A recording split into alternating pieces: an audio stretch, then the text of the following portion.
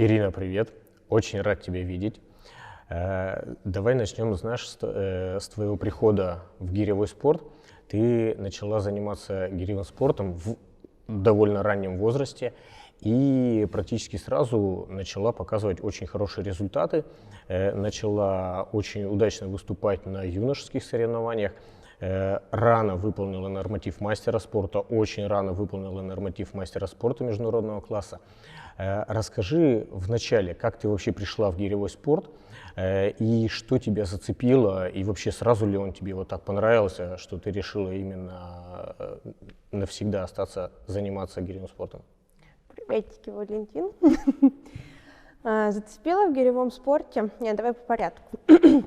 Пришла в гиревой спорт в 13 лет, когда Трофимов Михаил Александрович открыл у нас в сельском поселении отделение гиревого спорта. Так как живем в сельской местности, заниматься нечем, появилось что-то новенькое, всей компанией молодежи двинули в спортзал. В итоге все как бы разбежались быстренько, изначально мы шли просто на УФП. И в какой-то момент Михаил Александрович предложил попробовать гири. И не особо вообще понимали, что это такое, как оно выглядит. Попробовал, первое занятие это было упражнение рывок с 8. Вот тогда я попробовала, мне понравилось. Косяки в технике до сих пор есть, ну и тогда как-то я, наверное, одна из первых, кто подхватил все движение и понял, что и как. Угу. Ну и то есть вот начала заниматься, и сразу же пошли какие-то соревнования, да? То Да. И вот на протяжении учебы в школе ты совмещала, училась в школе, занималась гиревым спортом, и после окончания поступила В институт. в институт. И вот в институте, на протяжении всего института, расскажи, где и как училась, и как вот именно хотелось бы услышать про совмещение учебы и занятий спортом. Ну, я не могу сказать, что совмещение с учебой и тренировками было сложно. Я училась на заочной форме обучения. Сложно было, когда начиналась сессия. Учились во второй половине дня, соответственно, каждый день ездили, училась в Калуге, живу не в самой Калуге, каждый день каталась домой, и вот, видимо, вот это время на дорогу, которое тратилось, конечно, было тяжко в том, что тренировки где-то сокращала, где-то не приходила, плюс была подготовка параллельно, обычно это был чемпионат России на носу и сессия, либо чемпионат мира. Но ничего, совмещала, все получилось, все нормально было. Угу. Вот как раз этот момент, что многие занимающиеся, пока учатся в школе, учатся в институте, причина, наверное, того, что либо недостаточно занимаются, либо вообще бросают занятия спортом, как нехватка времени в совмещении с учебой. То есть у тебя таких проблем не было? Я не могу сказать, что это прям такая проблема. Наверное, в большей степени это проблема не ребенка, а родителя. Вот с чем я сейчас столкнулась, как вот, когда я получила диплом, стала пытаться тренировать детей, так как дети сейчас проводят много времени в телефоне, и в моем, как юности моей тоже был телефон, но мы не были так зависимы, как вот я сейчас смотрю на своих воспитанников. Тут, наверное, главное желание. Если ребенку это нравится, если он понимает, что это мое, он, конечно же, этот телефон отложит в сторону, сходит на тренировку, придет домой, сделает уроки, и потом, если у него останется время, он посидит. Если не останется, ничего страшного. У меня были моменты, то, что не хватало времени, это, наверное, был 11 класс выпускной, плюс экзамены, хотелось, конечно, сесть там, полноценно сделать тренировку, прийти сделать уроки, еще параллельно подготовиться к экзаменам, но не хватало сил. Но были каникулы, были выходные, когда ты находил на это время. Я понимала, что у меня там выпускной год, экзамены, которые сдавались досрочно, плюс чемпионат России, важные соревнования. И я делала приоритет, конечно, тренировку и на школу. Телефон не нужен был в тот момент. Угу. То есть так само собой да, и получалось, то есть если есть осознание у родителей и у ребенка, то, конечно же, все получится и все будет нормально. Мгм, мгм. И вот знаешь, еще как раз вот, наверное, следующий вопрос, как раз мнение твое, и, наверное, хотелось бы мнение твоих родителей услышать. То есть, ну, во-первых, ты девочка, пошла в такой в силовой вид спорта, ну и пошла в таком довольно раннем возрасте, в 13 лет. Вот сейчас уже, пройдя вот такую, наверное, серьезную школу гиревого спорта, скажи, ну, во-первых, можно ли и целесообразно ли девочке там, в юном возрасте идти начинать заниматься гиревым спортом? Ну и как к этому отнеслись родители и сейчас как относятся? Слушай, ну мне кажется, вот уже 10 лет прошло, как я занимаюсь. Мне кажется, до сих пор родители в шоке и не понимают, зачем мне это надо. Но я считаю, что я пришла в том возрасте, когда вот самый писк для начала карьеры. То есть ты вроде бы как и учишься, как-то у тебя сформировано какое-то сознание, плюс можно переходить на работу с гирями, как там с шестнашками, так и с 24-ками. Я не могу сказать, что там, ну, как сейчас многие говорят, что 24-ки это так тяжело, особенно длинный цикл, это, наверное, больше просто пугающе. Всему свое, ну, как бы, если подходить с умом, то все будет нормально. Вот, я не знаю даже, что тебе ответить. Ну, то есть все было планомерно и Да. нормально. То есть, то, что вот в таком возрасте, это не выглядело, что рано. То есть начинаем с маленьких гирь, все, ну и постепенно переходим на более тяжелые. Ну, тут же, опять же, мне так кажется, ну, я пришла в спорт, будучи пончиком. Ну, в принципе, как и сейчас. И мне Ты как про бы... вес имеешь в виду? Да. И мне как бы не было там страшно поднимать гири в 8-ки, вот как мы начинали на 16-ки переходить, даже было интересно, получится, нет.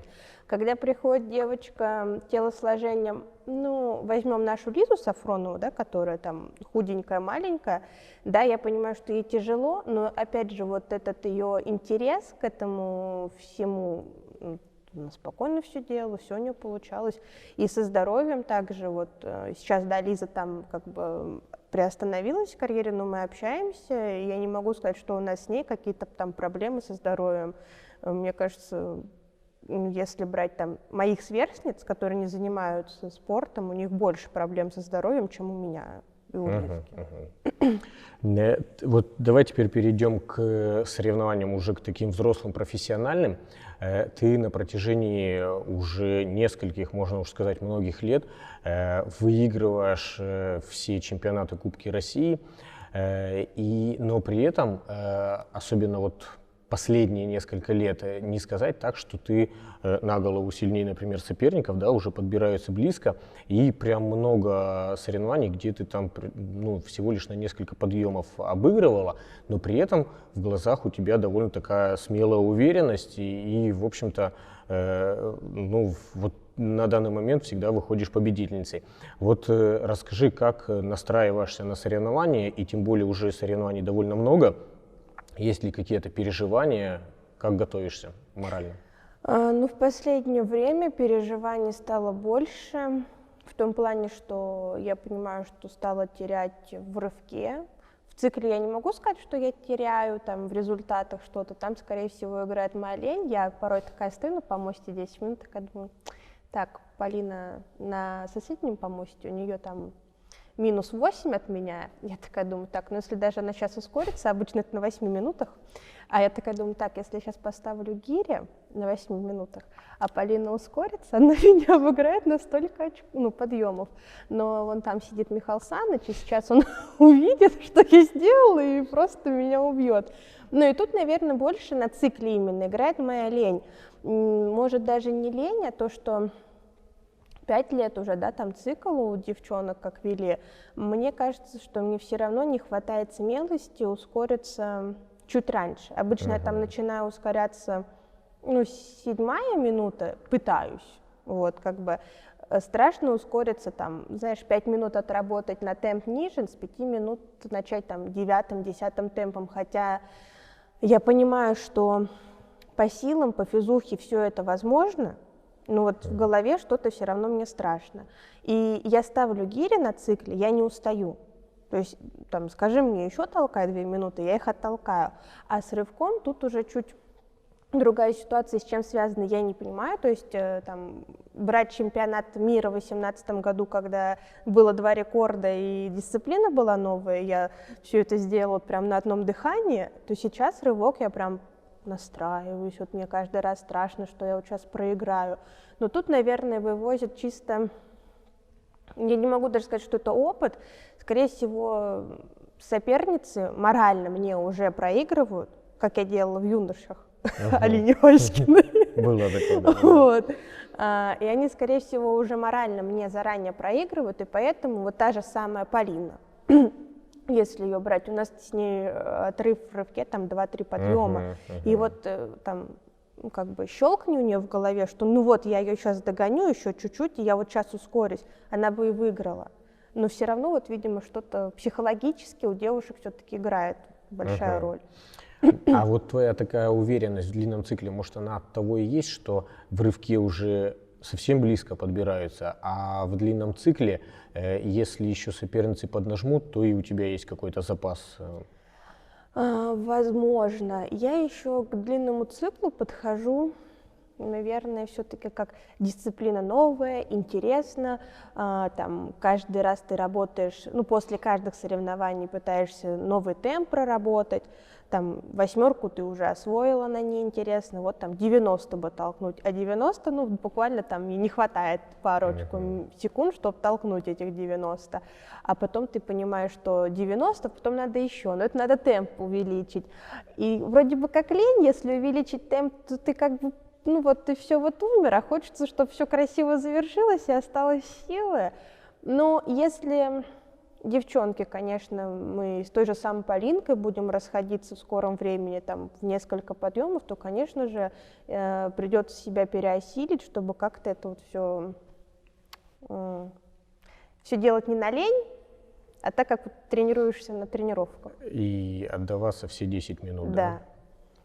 Вот про длинный цикл. Его ввели не так давно у нас, вот в истории нашего вида спорта. С 2018 года у девушек начался толчок длинным циклом. Ты одна из первых сразу не пропустила ни одного старта в длинном цикле, и ты сразу вышла с первых буквально соревнований, уже сразу показала там, наверное, ну, то ли чуть-чуть не хватало до 50, да, то ли за 50 ты очень быстро начала толкать. Как вот, во-первых, за счет чего ты так сразу быстро набрала такой результат, и сразу ли ты знала, что длинный цикл это твоя вот вторая дисциплина, что ты в ней будешь выступать, потому что далеко не многие девчонки сразу стали и там выступать. Я до сих пор не люблю эту дисциплину. А до сих пор не любишь? Да, поэтому. Но тем не менее ты не пропускаешь. Нет, но сейчас я не смирилась. Сейчас у меня нелюбимая дисциплина это классический толчок. Вот мы с ним прям не дружим от слова совсем. То, что начала толкать, я не знаю даже, как это получилось. Я помню, первый старт у нас был, это чемпионат области, и я там толкнула, наверное, 43 раза. Это был первый раз я пробовала отстоять 10 минут. Это было нереально тяжело, и мне показалось, что больше я этого не повторю. А на юниорах, когда уже первый такой серьезный старт, там, наверное, просто... Результат, мне кажется, был 45 подъемов также. Сыграла соревновательная обстановка, был Михаил Саныч опять же в зале. То есть я понимала, что там была пройдена работа-то небольшая, но интерес был, сколько получится. И я такая опять стою на помосте, думаю, ну нет, ну все, я сейчас вот просто помру, наверное. А он такой, толкай, я же знаю, типа, что ты можешь. И вот, наверное, вот это вот его просто взгляд, одно из слов и заставляет работать. Ну, а вообще длинный цикл, он же вот физически гораздо тяжелее, чем рывок. Вот в этом плане, как, опять же, возвращаясь к 2018 году, когда только начинали в нем выступать, заранее готовились вот к этой вот какую-то физуху набирали или как? Или вообще они просто тренировки такие были заранее заложены, что не пришлось? Ты про мой результат? Да, я про результат. Как так получилось? Ну, смотри. Мы готовились на 6-й темп, то есть я должна была толкнуть по расчету Михаила Саныча 57-60 раз в лучшем случае.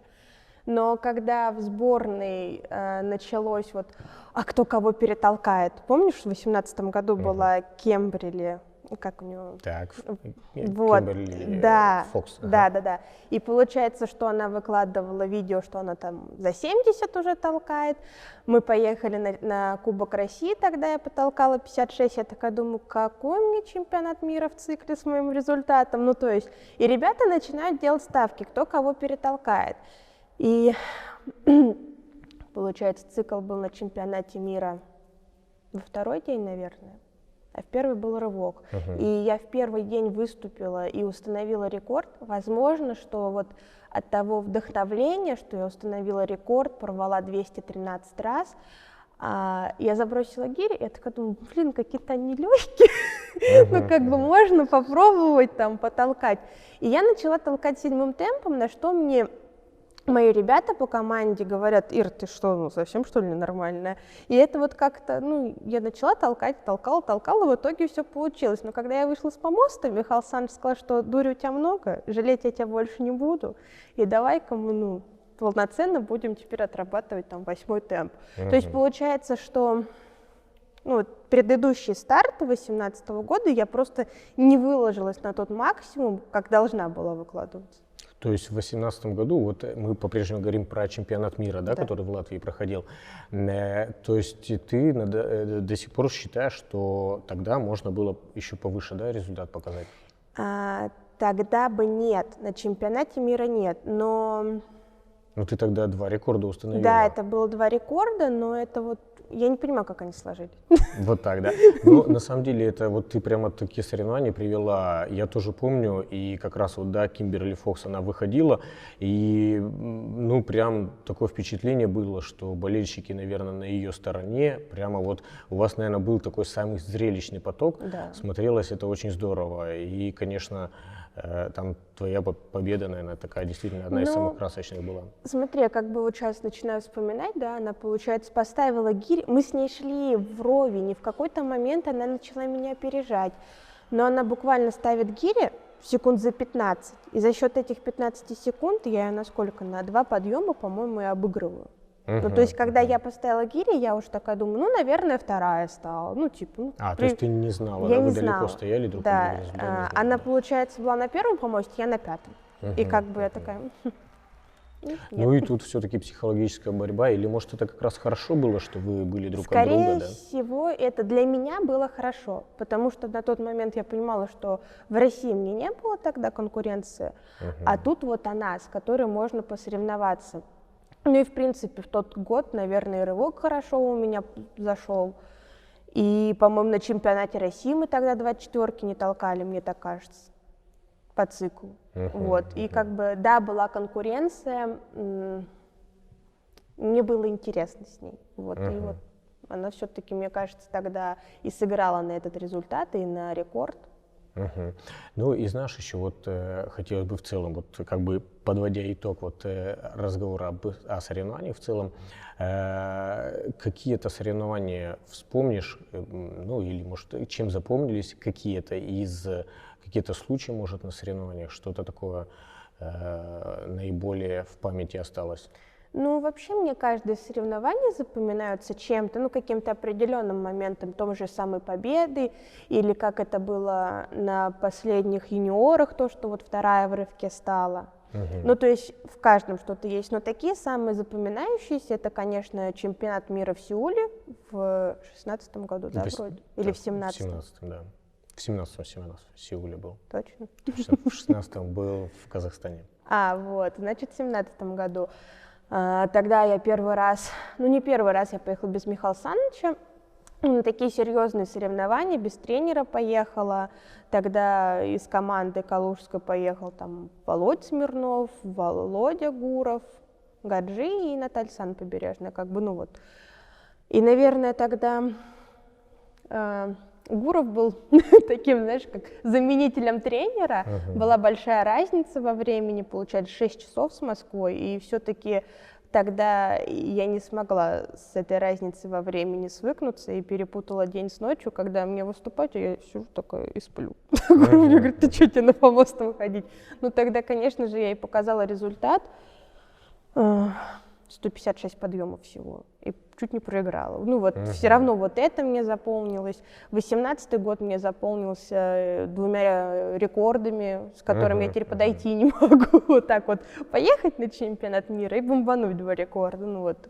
Ну, наверное, вот самый запоминающий 17-18 год. Дальше-то как-то там уже и результаты плюс-минус одинаковые везде. Ну и нету вот такой прям вот вау, чтобы отложилось в памяти прям. А результат, вот ты говоришь, последние разы примерно плюс-минус одинаковый.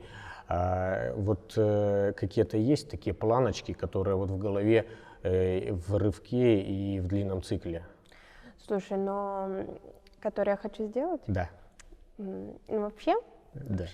я хочу в длинном цикле потолкать 100. А в рывке, конечно же, ну вот сейчас вот у меня цифра всплыла 220, но я понимаю, что 220 это надо работать, прям работать, и что, скорее всего, не даст сделать судья, ну хотя бы повторить там 213 тех же самых на чемпионате России. И, ну или 215, вот что-то такое. Ну вот прям вот я очень хочу потолкать длинным циклом 100 раз. Сейчас Михаил Александрович услышит, и домой можно не возвращаться. Я думаю, что он будет рад. Ну нет, мы с ним это обсуждали. И, наверное, все-таки вот сейчас освоить классический толчок и там, ну тоже какой-то результат показать, как бы, ну брать классический толчок прошлого года, чемпионат мира, где я 40 раз еле потолкала, и в этом году 80, ну, раз 120 хотя бы потолкать. Ну, хотя я понимаю, что этих 120 раз я могу и на следующем чемпионате мира показать. Ну, самый вот прям такой — это толкнуть 100 раз по циклу. Желание очень хорошее. Но Будем работы ждать, просто ждать. нереально надо сделать. Ну, берешь темп 10 и все получается. Через 10 минут 100 подъемов получается. Да, только на тренировке работать надо темпом 12, наверное, чтобы получилось.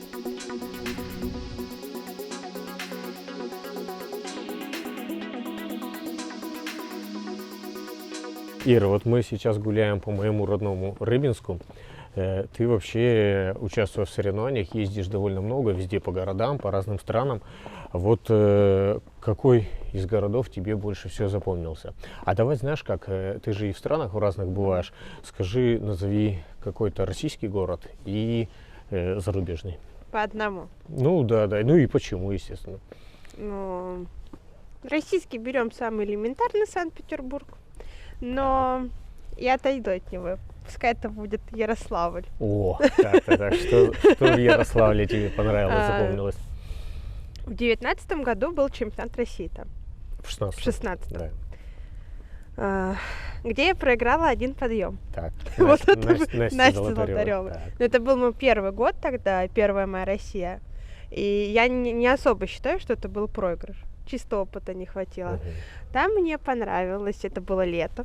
Ну, во-первых, это все зеленое, все красивое. Меня привлекли медведи. О, да. Ну, на самом деле, их у нас по городу-то не бегают по области. Да. Ну, во-первых, это, наверное, просто там элементарный герб с медведем. В парке, там у вас тоже медведь из цветов был выложен. Медведь, который рычит. Вот, но и ваш Рыбинск, в принципе, он красивый, он изменился за последних там 5 лет, в которых я тут не была. Он с чем-то похож на Питер, такой мини-Питер.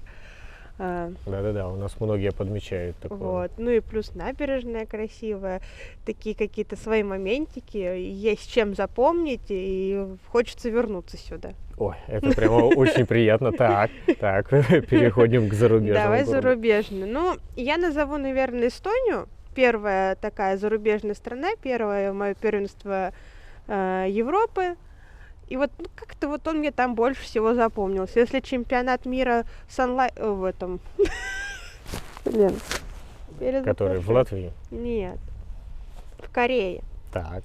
Запомнился мне часовой разницей и, наверное, продуктами питания. Не ахти. А Латвия запомнилась просто 2 рекордами, то Эстония запомнилась именно своей архитектурой. Старый Таллин, вот это вот все. То есть это ты про сам Таллин говоришь, да? Вот. Пускай будет Эстония, останется.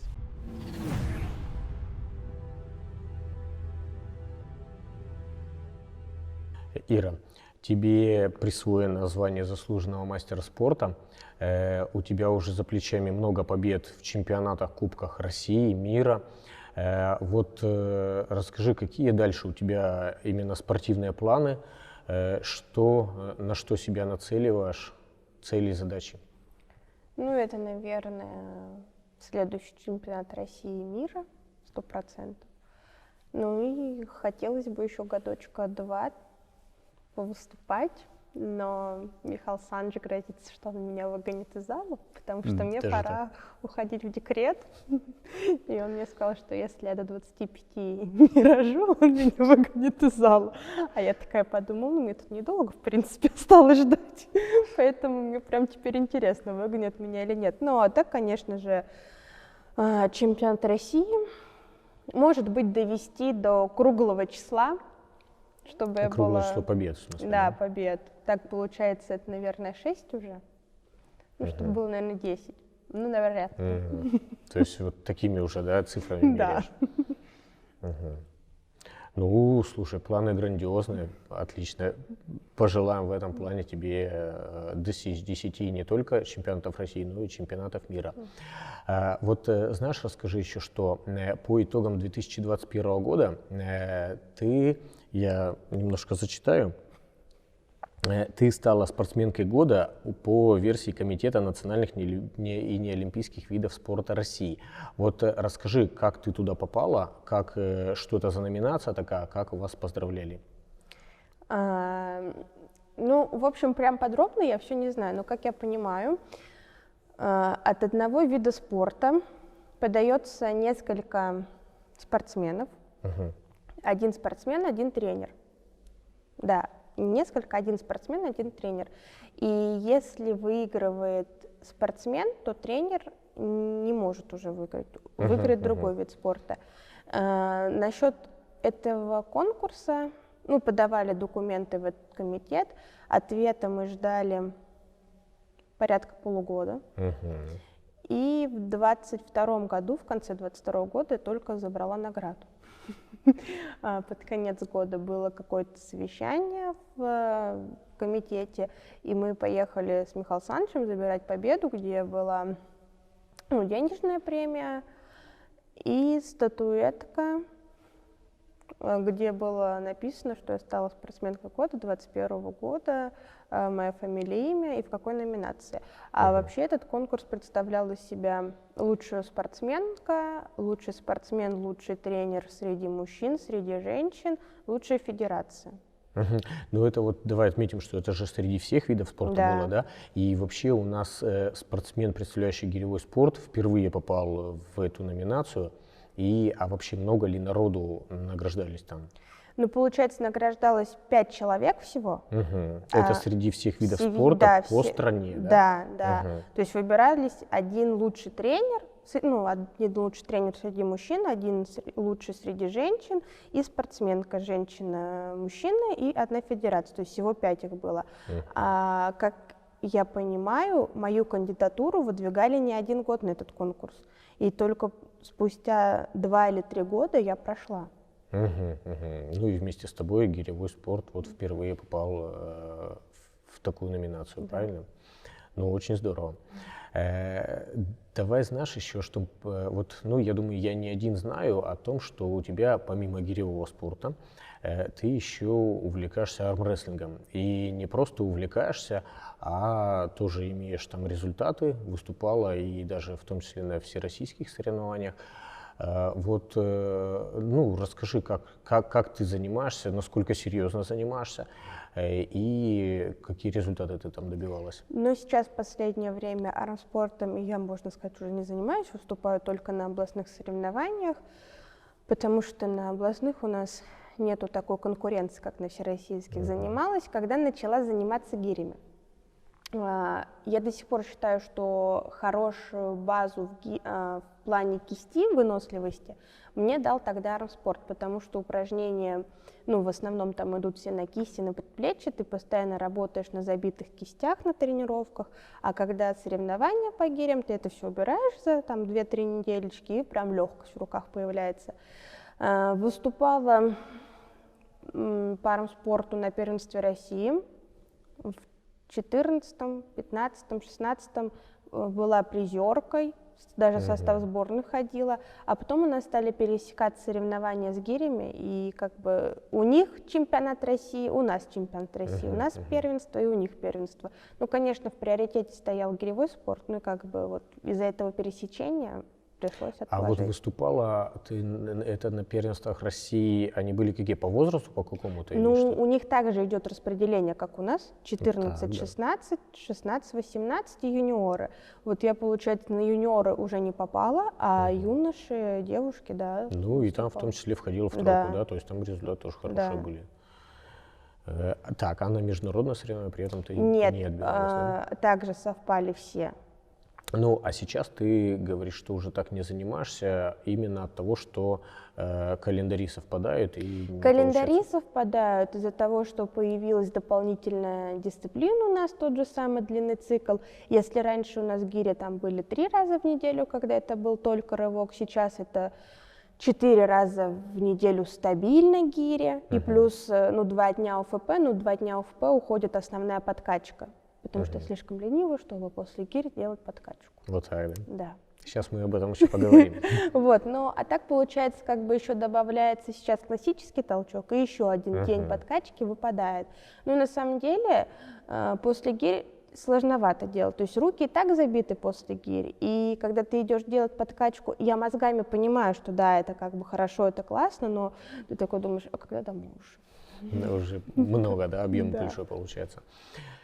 Понятно. Ну, давай вот как раз тогда плавно и перейдем именно к твоим тренировкам, немножко о каких-то об объемах, о методиках поговорим. Ну, расскажи вообще, вот, ну, давай начнем с того, как неделя тренировочная у тебя построена. Вот ты уже только что сказала, что по упражнениям ты разделяешь, УФП тоже. Вот, ну, давай как-то немножко подробнее, ну, на примере какой-то недели, уже, знаешь, в период не когда у тебя какое-нибудь межсезонье, а вот ну, подготовка, да, к соревнованиям уже идет. Ну, смотри, тренировка как построена? 6 тренировок в неделю, воскресенье выходной. Ну, конечно, берем тренировки Михаила Александровича, в воскресенье должно быть кросс. Я, конечно, могу пробежать кросс, когда это там чемпионат России, я понимаю, что там сейчас выпадет несколько дней, потому что мы будем в пути, но, опять же, лениво, ну, как бы там дождь, может на улице пойти, ураган начнется. Тренировка построена как? Мы начинаем тренировку с бега, если это летний период времени, то бег не менее 6 километров выходит, если это перед тренировкой. Перед тренировкой. Если мы в зале, то там, ну, конечно, 6 в идеале, ну, как бы должны набежать, но все равно круг маленький, и где-то ты избиваешься. Ну, в среднем 5-6 вот выходит за тренировку. Это в дни гирь. Если это УФП, то это либо часовой бег, либо... Тоже перед тренировкой, да? Да, либо 10 километров. Ну, у нас, ну вот чисто у меня за час 10 километров очень редко выходит. То есть помедленнее бежишь, чем... Да. Так. Вот. Потом это разминка. Разминка полноценная, вплоть до того, что мы тараканчиками ползаем, каракатицы делаем, прыжки. Сколько по времени такая разминка длится? Ну, ориентировочно 15-20 минут. Это уже после бега? Да. Ну, если мы с молодежью языками еще зацепимся, то еще дольше. Можем, кстати, за место бега у нас бывают игровые проходят, но это в основном в субботу, когда это день УФП, и мы такие уже на лайте, то, что выходной, и собирается молодежь наша, в лице там Мил Трофимова, Тимурчик Трофимов, вот. Потом мы идем на гири, понедельник, четверг это длинный цикл, вторник, пятница рывок, в среду сейчас начали делать классический толчок. По циклу, ну, так, мы берем, если у нас не межсезонье, да? Да. Если у нас подготовка, то, как правило, это работа на 24-ках в сумме, которая... То есть всегда на 24? Всегда 24-ки. Очень редко, когда 20-ки, 22-шки даются. Как правило, 24-ками я набираю 10-12 минут работы. То есть он может дать по времени, там, грубо говоря, там, по 2 минуты 6 подходов, либо на количество раз. И после 24 идет заминочная гиря. Либо 20-ка, либо 22-ка, минут 5-6. Так, это мы говорим про длинный цикл, Длинный правильно? цикл, Так. да. Рывок, в принципе, также. Но так, если в межсезонье мы выходим на тяжелые гири, то когда у нас идет подготовка, соответственно, это 24-ка. А тяжелые это тяжелее 24-ки? Да, 24-ки, 28-ки. На рывке получается где-то тоже работа минут 7 с 24-кой. Ну да, где-то 7 выходит. И тоже заминка. 7 минут ты имеешь в виду по 3,5 на руку? Ну, или что? где-то так, да, это либо по 3,5, либо опять на количество раз, там раз 60. Ну, 60 раз понятно, что это быстрее, чем 3,5 минуты. Ну, образно, вот сейчас среднее такое беру. И работа на легкой гире, там, на 20-ке в основном. Это в рамках одной тренировки? Да. Где в идеале надо выходить на 100... Конечно, Михаил Александрович говорит на 150 повторений, но мы пока до этого не доходим, потому что я там могу руки сорвать, могу просто изныться, что у меня мозоли болят, и рывок заменю на махи. Вот.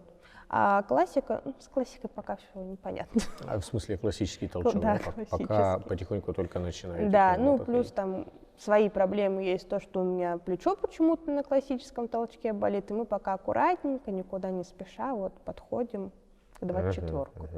А вот вообще общий объем тренировки в рамках одной тренировки, например, да, вот знаешь, к чему хочу спросить.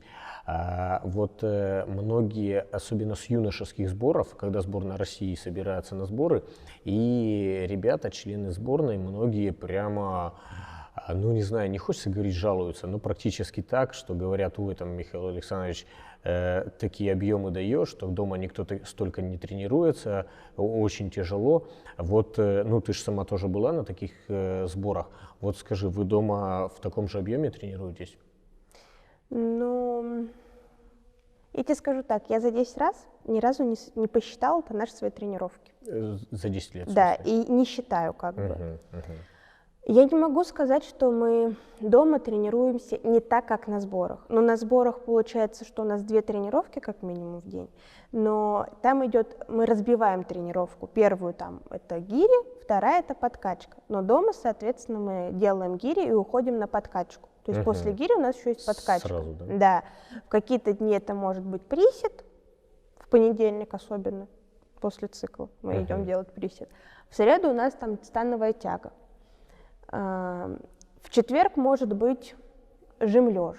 И помимо этого там еще какие-то там, типа как дельты мы подкачку делаем, тяга лежа. А на сборах, получается, мы просто делаем то же самое, только на второй тренировке. Ну и на сборах, соответственно, мы больше ОФП делаем, потому что больше времени. То есть, в принципе, это на сборах даже режим такой, наоборот, более лайтовый получается? Лайтовый, да, да. Так, все поняли? Это надо так еще погрозить, все поняли, да? Нет, но если это восстановительные сборы, вот июнь месяц у нас был в Крыму восстановительные сборы, да, лайтовый в том плане, что чемпионат России прошел, объемов таких нет уже на гирях. Ну, то есть там что-то делаешь такое вот, чтобы мозоли не забыли, что есть такая работа. ОФП легкая, ну, на отдых, так скажем, ты приехал. А если это сборы предвыездные к чемпионату России, к чемпионату мира какому-нибудь, то да, там ты уже как бы, ну, посерьезнее тренировки, на гирях ты дольше, но ОФП нет такого серьезного, как можно там сделать на восстановительных сборах. А вот знаешь еще какой момент, а когда вот такие довольно большие объемы тренировочные, сначала с гирями, потом ОФП, но ведь нагрузки большие, нужно восстанавливаться. Вот что-то, ну не знаю, какая-то что-то особенное есть в восстановлении? Шоколадочка и сон. С шоколадочкой и что? И сон. И сон. Все понятно. Ну, то есть восстановить калории и просто отдохнуть, расслабиться, да? Хорошо. И вот давай дальше немножечко сменим тему. Ну, я знаю, что ты сейчас уже потихонечку себя пробуешь в роли тренера, уже вот сейчас к нам привезла своих ребят выступать. Ну вот подскажи в этом плане, какие у тебя, ну, планы вот с тренерской деятельностью, хочешь ли дальше вообще жизнь связать по-серьезному? Больше да, чем нет. Мгм. Получается, этот год третий, как я работаю с детьми. Начиналось все с обычного ФП. И вот сейчас, наверное, когда они начали делать гири, когда они начали соображать, что я от них хочу, мне прям в кайф с ними работать.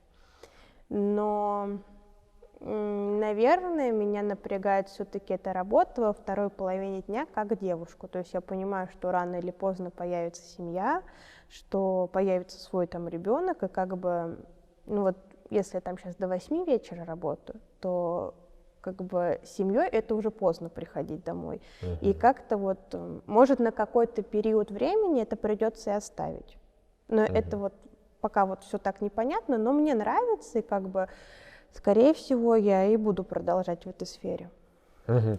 Ну вот как раз, да, я хотел спросить, то есть дальше именно больше в тренерской сфере или еще какие-то есть планы, ну, может быть, опять же, в сфере спорта, но в сфере спорта много различных работ, должностей. Ну, вместе с работой тренера в спортшколе я совмещаю должность методиста. А, уже сейчас, да? Да. Мне нравится, прям я кайфую на самом деле от этой должности, от методиста. Я не могу сказать, что мне там что-то тяжело, что-то непонятно. Есть человек, который там объясняет, подсказывает, помогает, ну и сама как-то где-то что-то смотришь. И вот, наверное, я бы вот, если уйти на пенсию, на спортивную, ну, завязать с карьерой, я бы, наверное, так и осталась там. Первая половина дня — это работа методиста, а во второй половине дня — это работа тренера. А вот сейчас, получается, ты совмещаешь и работу методиста, и тренерскую работу, и как не мешает ли это тебе именно тренировкам? Потому что, ну, вообще на твоем уровне выступать, и только что мы говорили про тренировочные объемы, то есть тут и по времени, и по нагрузке ну, много работы. Хорошо ли удается совмещать? Ну, наверное, скажу, что не особо хорошо. Какие-то моменты все-таки комкаются и тренировки, когда там звонят и просят приехать пораньше. Но на работе знают, что спортсмен там ведущий, да, как бы, и там, я работаю с часу дня, и, соответственно, утром идешь чуть раньше на тренировку, чем ты обычно шел, оттренируешься и сразу после тренировки едешь на работу. И вот если там дернут и скажут, что надо приехать пораньше, тогда да, комкается тренировка. Ну и за неделю набегает усталость. В какой-то момент даже думаешь, зачем тебе это надо. Ну как бы тут ты вот занимаешься, позанимался там 4 часа, одну тренировку, ну вторую можешь прийти еще позаниматься, и как бы нормально. Но спорт — это все как бы хорошо, все это временно. Все равно рано или поздно он закончится, и надо что-то еще познавать новое и не сидеть на месте. А вот сейчас ты свои тренировки совмещаешь по времени, я имею в виду, с тренировками, которые ты в качестве тренера проводишь? Нет. Раздельно, да? Да. Но это тогда получается, у тебя день такой рабочий очень длинный, то есть сначала ты в качестве методиста работаешь, у методиста 8-часовой рабочий день? 7. 7-часовой, да? Но и при этом твоя тренировка, твоя личная, сколько по времени длится? 4, ну 3,5-4, наверное, с половиной, вот в этом промежутке. То есть если это понедельник и это там УФП тяжелый, если это присед какой-нибудь, то там, конечно, дольше. Если это какая-то такая небольшая подкачка, там побыстрее заканчиваю. Но методистом я работаю не 7 часов, а получается на 0,5 ставки это 3,5, и тренером у меня получается 4 часа. Ну, то есть методист пока у тебя не полная работа. Ну, не полный, да. Но, тем не менее, нужно много шоколада и спать немало, да? Да.